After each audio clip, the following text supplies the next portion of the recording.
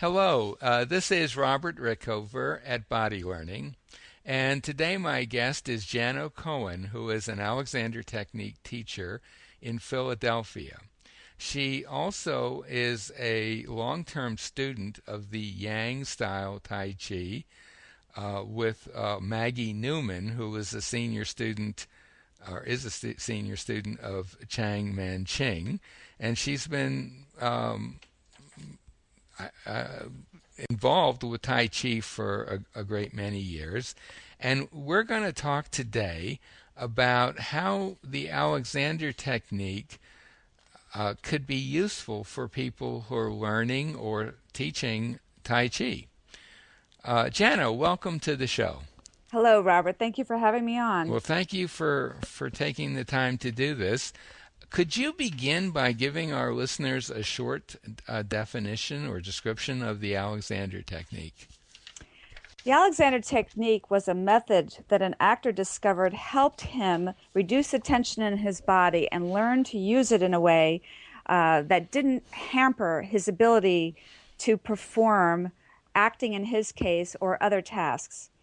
So people learn the technique by learning a bit about anatomy and about being touched so that they do not shorten their spines anymore and learn how to move their joints the way they were designed to be used. Mm-hmm. So it's used by people in a wide variety of professions, including a lot of performing arts, but also people with ordinary jobs or activities they do, sports, whatever, and basically helps them do whatever they're doing more efficiently, with less chance of injury, that kind of thing, right?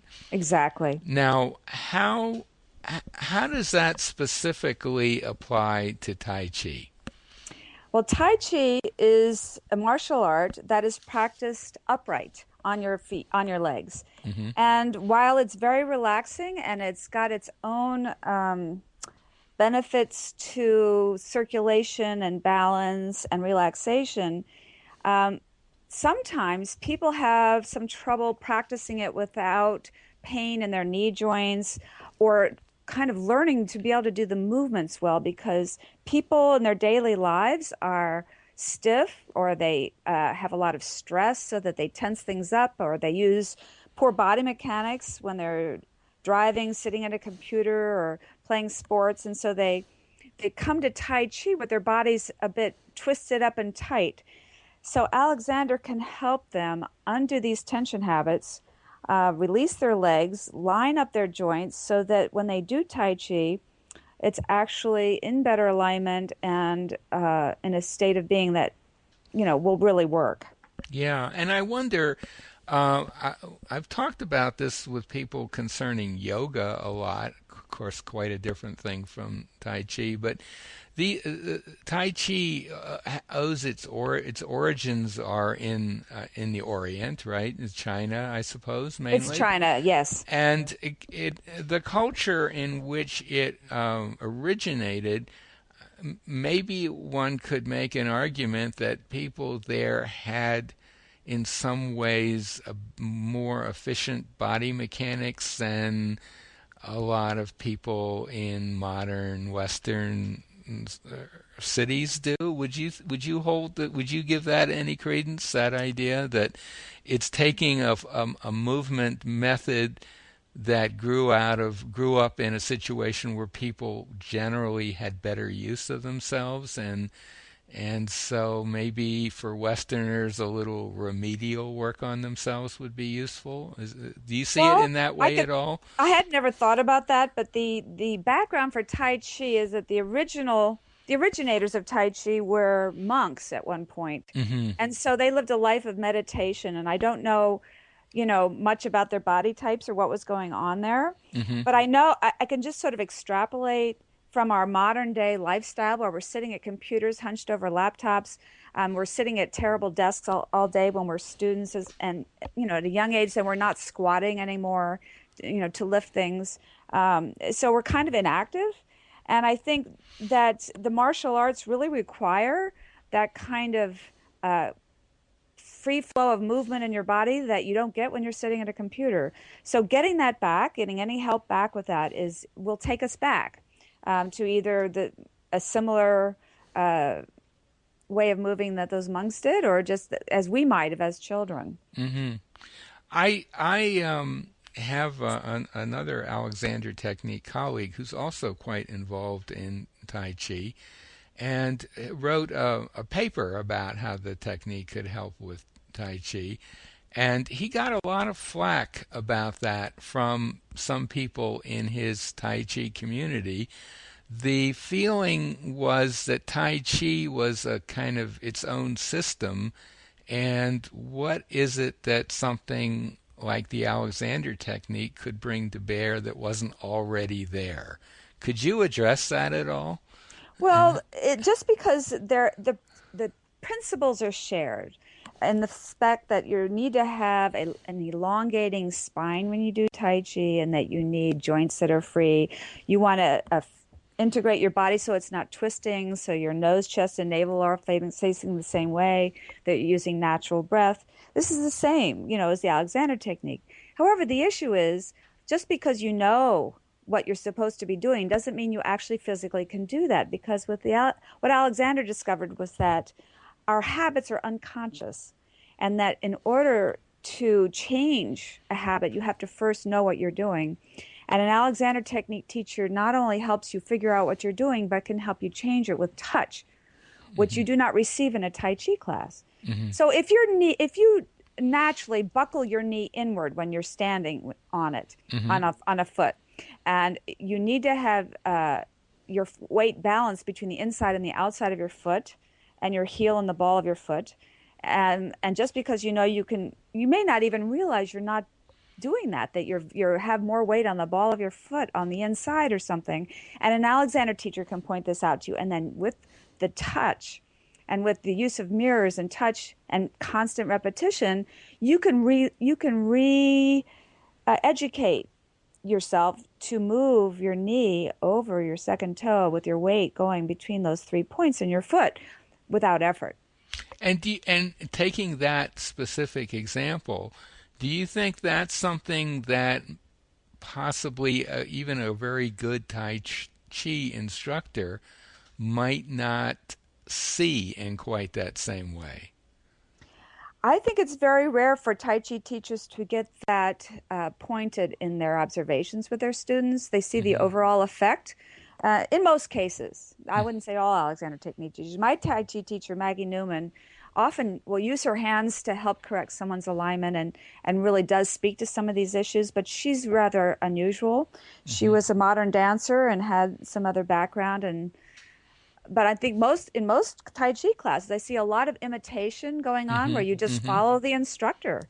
You don't know Right. if you're doing it well or not, and somebody's not necessarily correcting you. Right, right. And And actually, in my own personal experience, I've never studied Tai Chi, but I have studied Qigong, and the method of learning it in my case was exactly as you say, simply imitating the instructor. The instructor spoke very little English, and he would occasionally make very minor suggestions, but he himself had he was very good at what he was doing, and I found I could learn a lot by just following along, but I'm not sure that I would have been able to address the kind of specific issues you just talked about that way.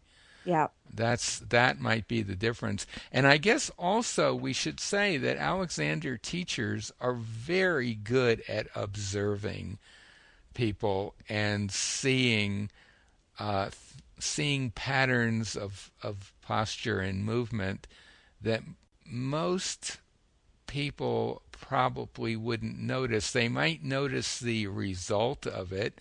Say somebody walks very stiffly, most people could see that, but an right. Alexander teacher very likely, and certainly if they worked with that person for any length of time, could could could pick up the specific causes of that and address Exactly. them. And I guess just I'm thinking off the top of my head now, but that's probably not something that most Tai Chi teachers could do.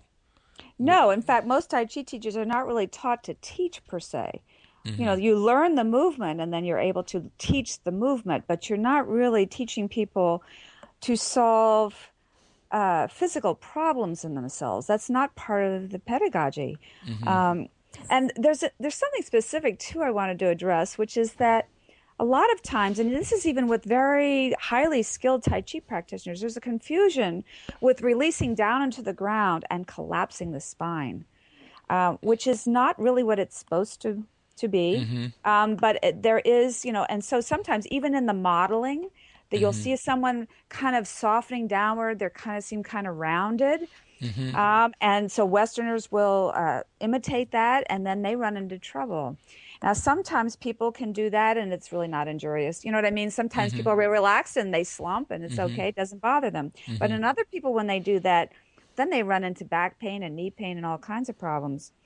So it's luckily for me because I was a dancer and injured myself. So anything that I did wrong ended up in pain in my joints.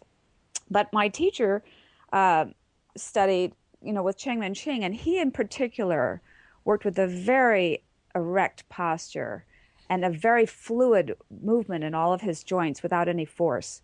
So he was the perfect example to model afterwards, but Mm-hmm. he was not the kind of instructor who could teach you how to do that because he had no English and he would just teach you by demonstrating something, but not going to you and helping you with your own movement. So he was actually a perfect example of that.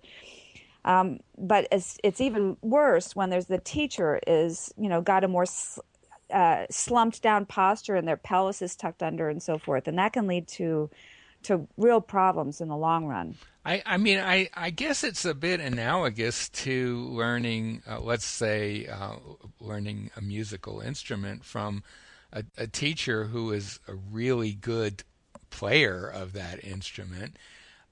You can learn a lot the teacher can teach you certain things, and you could probably learn a lot.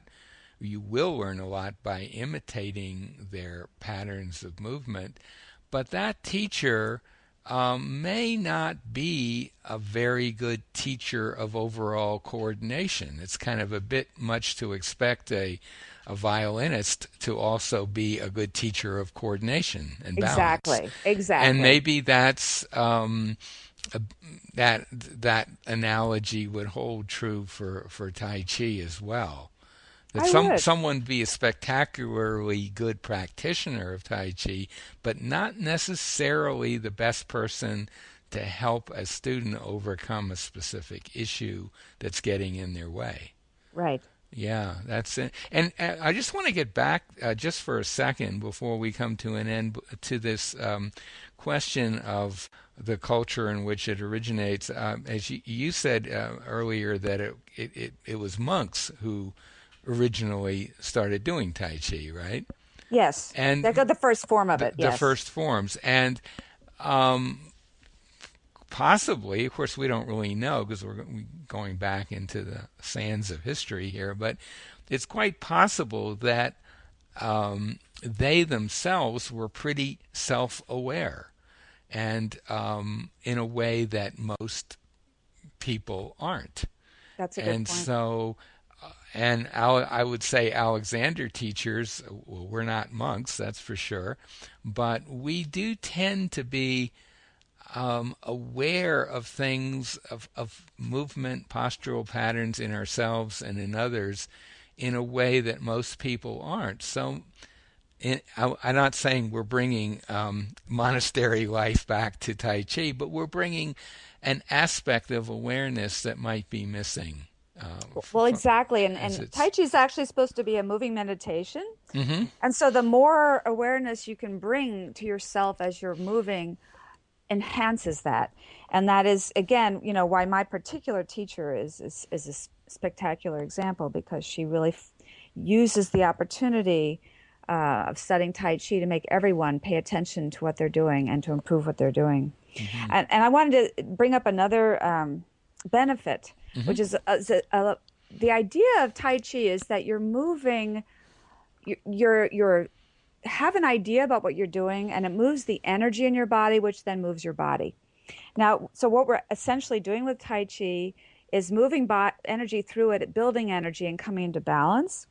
And the use of Alexander technique um, is so wonderful because the way we use our hands is the same way you want to use your hands with Tai Chi, which is opening your joints so the energy Hmm. can come through. Right. And so when you communicate with another person, that you're not invading their space, but you're simply touching them. With Tai Chi, we touch and push hands with 4 ounces of pressure. So it's just to listen and feel the other person.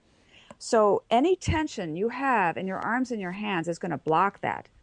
So when an Alexander technique teacher can help you, then you're going to open more, be able to do the postures better with softer hands, and also do the push hands practice with better hands. Hmm. And the other marvelous thing is that Alexander technique teachers know about that partnership from touching other people. And they really uh, were always listening for movement and feeling where the other person is on their how they're grounded on their feet and where they are in space. And that's what a Tai Chi practitioner needs to do, both with themselves and with another person. So we can help, we can share. So it's not just body mechanics that an Alexander technique has to teacher has to offer, but something deeply principled that we can share with the Tai Chi practitioners. We can understand what they're doing and we can join it. Hmm. And we can join it by not changing what they're doing, but enhancing what they're doing. And of course, most Alexander teachers are not Tai Chi practitioners, and I assume that you would agree that you could, as a Tai Chi practitioner, or teacher, or student, you could benefit a lot from working with an Alexander technique teacher who's never done Tai Chi. Absolutely. There's no requirement for that. Right, Yeah, right. absolutely. Jano, is there anything else you want to add? Oh, let me think. I guess just something about appreciating the beauty of Tai Chi, um, that it's this idea with Alexander technique of opening sort of your internal landscape, your body, opening up and having your energy flow. And Tai Chi, they're both such beautiful practices, and they marry so easily that I feel saddened if either Tai Chi practitioners or Alexander technique practitioners are closed to the idea that the other modality can help them, because it's, to me, it's a marriage made in heaven. Hmm. So, just talking briefly to Alexander students and teachers who are listening to this, what might be some benefits for us in learning either Tai Chi or some other form of that kind, Aikido, or in my case, it's Qigong. Right, right. They're I all mean, beautiful. yeah. I mean, how do you just address the Alexander people in our audience briefly? What are some advantages of learning something along those lines? Okay, I have a lot of ideas about that.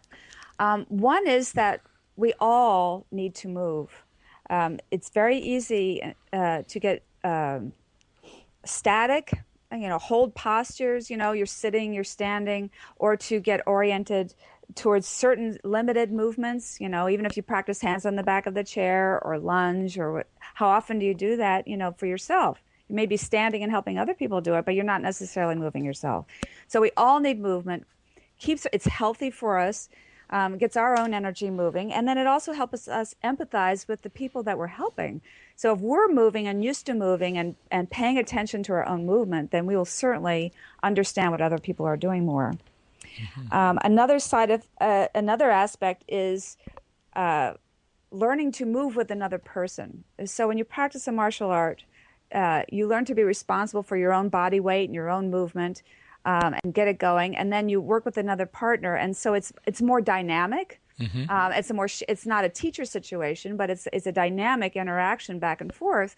And boy, you can just learn a lot from that. Yeah, I actually think I'm a better teacher for I do a very short qigong form every morning. It's about Yeah, 5 minutes, and to me, it just seems like a nice wake up for the day. Kind of yeah. gets things moving, and I certainly apply my Alexander thinking to it. And yeah, anything else you want to add before we bring the conversation to a close? No, I think that that was great. Get me started. I can talk all day. If anyone would like to speak with me more, they can always contact me. Yes, my guest today, Jan O'Cohen, is a Alexander Technique teacher. And do you teach Tai Chi as well? Oh, yes, I do. So she teaches Tai Chi. She teaches the Alexander Technique. If you're in the Philadelphia area, we'll put a link to her website by the interview. And if you're anywhere else in the world, we'll put a link to a site where you can find an Alexander Technique teacher in your area. Jano, thanks so much for being on the show today. Oh, Robert, thanks for having me. I enjoyed our conversation.